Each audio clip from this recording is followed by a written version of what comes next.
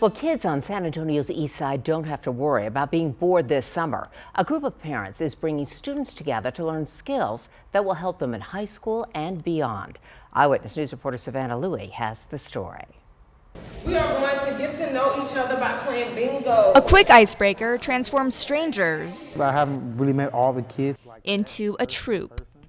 But some of them have some really bright futures ahead of them. This is how a summer of shaping bright futures begins. Over the next 6 weeks, these teenagers will become playwrights as part of a fine arts workshop on the east side. We wanted their voices to be heard, and that's why they will be the ones participating in the play. Through teamwork and hard work, these kids will channel special skills and talents they hope to use after high school. But it's not just aspiring actors who are coming here. The program organizers say it's for any kid with a creative side. Because sitting at this table are future directors, producers, makeup artists, fashion designers, and videographers. This first-of-its-kind event is coordinated by Project Alert and East Point Promise Prevention Coalition.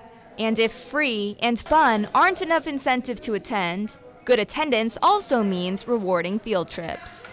Every Thursday we'll be going on college excursion trips, the University of Houston, to TSU, the UT.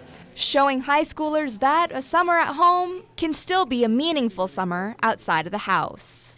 But there's not a lot of opportunities out there for some of these kids, and I do want kids to come out, do some stuff positive instead of negatives on the streets and stuff like that. Savannah Louie, KENS 5 Eyewitness News.